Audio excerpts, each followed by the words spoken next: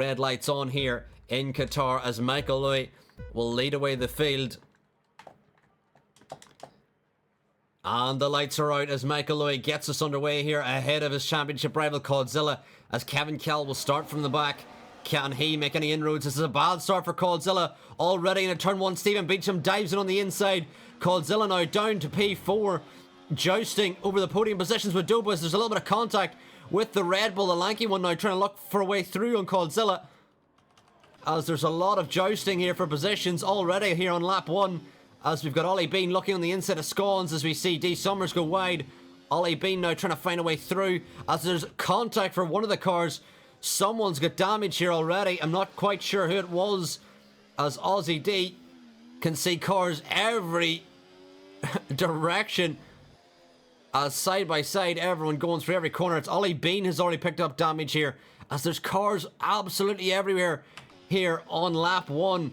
Ollie Bean with early damage here as D Summers gets ahead of Scones. Aussie D continuing contact with Ollie Bean as there's contact between Dubsy as well. And Dubsy will get through on Ollie Bean, who just doesn't have any front wing left to turn in. And Vintage Control gets ahead as well. Cars absolutely everywhere here. His per start here. Can he get back past ahead of Dobo here as Cthulhu into the box? Damage for Cthulhu in the Red Bull, as Codzilla now going to get back into P3 now off the start.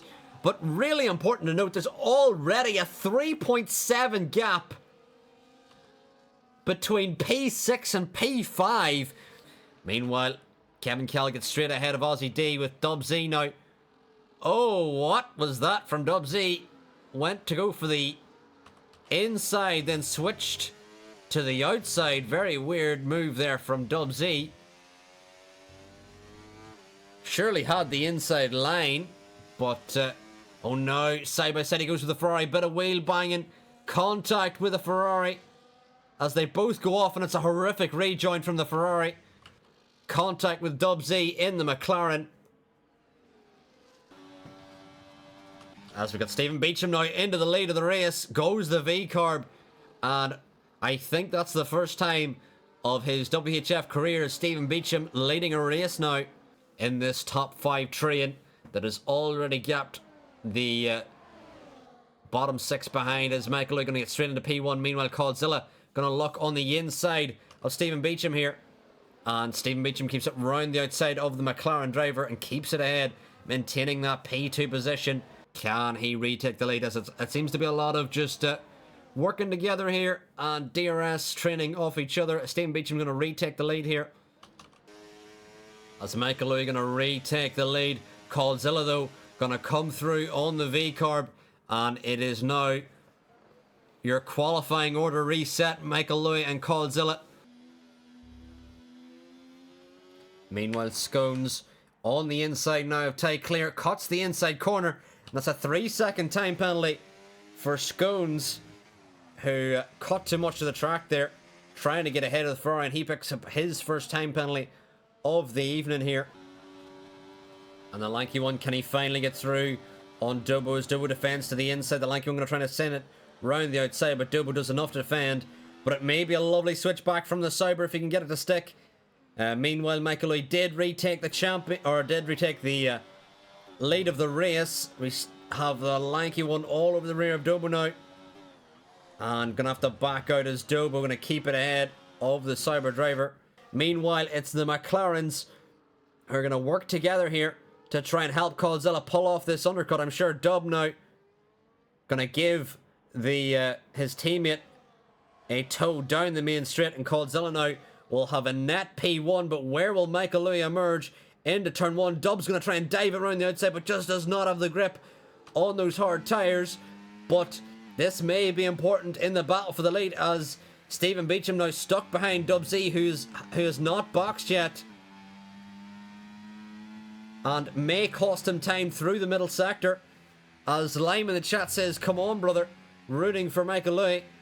Fired up now. Meanwhile, Stephen Beecham still on the rear of Stephen Beecham as the lanky one dives it on Dobo. Side by side they go through turn 10, as the lanky one still trying to find a way through on Dub on the Red Bull, bit of contact as they send it through turn 12. And Dubsy helping Codzilla massively here. Although, is he really? Because, in essence, he's helping Michael Louis score the maximum points as well. But Dub going to try to send it on Stephen Beecham. Big contact with the side pod of the V-Corb. Meanwhile, Dub going to try and keep these drivers behind. He's going to go to the inside to try and keep them behind. But, oh no, we may have a 4 wide down the main straight here in Qatar. Absolutely amazing camera shot there. As Stephen Beecham going to keep P4.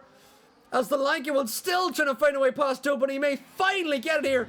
But the lanky one's still battling with everything he has, trying to keep the Red Bull behind, but the Red Bull holding on so desperately, and the lanky one finally gets ahead of Dobo. But with all his battling and the help of Dub Z, Stephen Beecham now is 2.4 behind Michael Louis and Codzilla, all taking points away here from Michael Louis. And as it stands, it looks like Michael Louis at least will have a podium here in Qatar as he retakes the lead here, with Stephen Beecham now still holding onto the DRS of the lanky one. But Dobo and Aussie D's out. It could be a safety car, and it is a safety car. That is mega for Kevin Kell, who's going to follow the safety car out of the pit lane.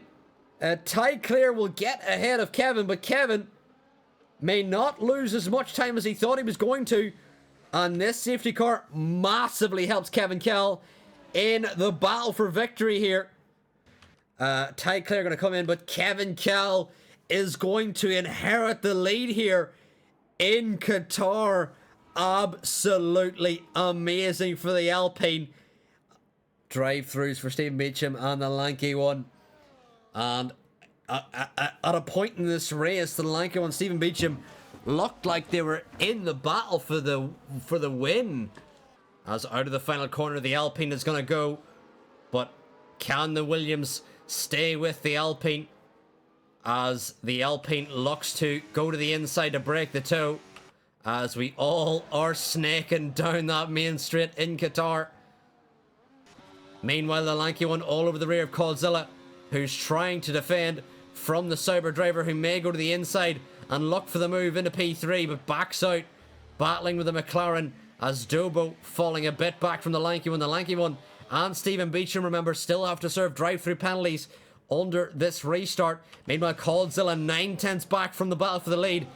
Inside DRS range, it's so marginal. I think he's just out, and that could be curtains for Codzilla's battle for the win here. He's outside DRS range. I'm sure he's giving it everything. The lanky one and Stephen Beecham now into the pit lane to serve their drive-throughs, which may build some gaps here. Michael Louis now into the lead ahead of Kevin Kell, as Kevin Kell now going to pick the outside of the Williams. And side by side they go into turn 1, and Kevin Kell gets through as the gap now is to 1.6 to the McLaren on lap 25. Can Michael Louis do anything to close up to the Alpine? Doesn't seem like it, as Dobo going to get ahead of Codzilla now. Codzilla, though, looking for the switchback on the Red Bull driver. And side by side they go through turn 2. And the McLaren going to keep it ahead now, but the gap's now at 2.1. But Dobo looks like he's got P4 cemented out there.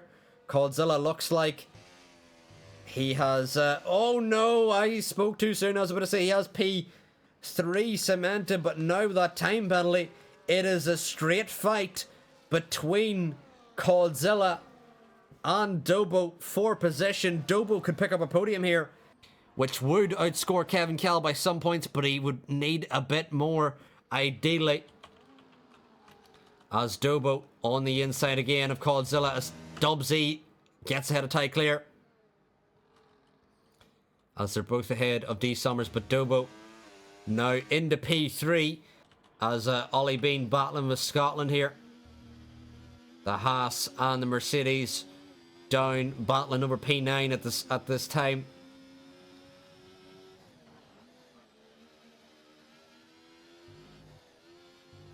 And Ollie Bean, he picks up another time penalty. And going to send it round the outside of the hairpin. But Scotland going to get it ahead. But Ollie Bean, has he got the switchback there in the Haas? A very good move here if he can pull it off. Again, going for another switchback as Scotland trying to defend from the Haas driver. Still side by side they go, and a contact with Ollie Bean in Scotland there. As on the penultimate lap we go, Kevin Cal retakes the lead here. Michael Louis will have DRS in the final lap as Codzilla gets ahead. Dubsy gonna lose out to Ty Clear down the straight, but Dubsy also will have DRS in the final lap. Michael Louis has to stay close enough to Kevin Cal here on this final lap. Does Michael Louis have enough pace in the Williams to get ahead of Kevin Cal and win here? As Kevin Cal goes to the inside of the track, but that rear light is flashing on the Alpine, and the Williams is going to fly past the Alpine here on the final lap. Michael Louis going to take the lead here of the race, which will help him close to his championship rival. Meanwhile, Dubsy going to get ahead of Ty Clear. Ty Clear sends it in though, very late. Battling over P5 now, side by side they still go. Round the outside does the Ferrari. And a major move if he can get it to stick. Very late braking move as D Summers now going to look on the inside of Dubsy as Dubsy defends here on the final lap. Absolutely chaotic racing here. This is the battle for the victory here, right here on the final lap. Does Kevin Cal and the Alpine have enough pace on the Williams as they're going to round the penultimate corner? Is the Alpine close enough to catch the Williams? The Williams has fought long and hard this whole race, and from pole Michael Louis is going to round the final corner now, and he's going to win in Qatar ahead of Kevin Cal as Dubsy picks up another time penalty which may cost him in the battle for P5. Codzilla going to finish on the podium, but Ty Clear now going to finish ahead of Dubsy, with Dubsy picking up that extra 3 seconds of penalties on the final lap, which would cost him P5 here. And there you have it, Michael Louis wins in Qatar, finishing just ahead of Kevin Cal and closing the gap in the championship by 6 points, with Michael Louis also picking up the fastest lap and pole. Meanwhile, Codzilla does finish on the podium, which will leave him an outside chance at winning the championship, although Codzilla would need a lot of things to go his way in the final round. Who will become WHF Tier 2 champion? Stay tuned to find out next time as we head to Brazil for the Tier 2 finale. WHF is live at 8 PM UK time on twitch.tv/WeHaveFunF1. Make sure to tune in to see, will it be Michael Louis or will it be Kevin Cal crowned the Tier 2 champion, or even with an outside chance of Codzilla. Thank you all for watching. I've been WHF Arrow, and goodbye.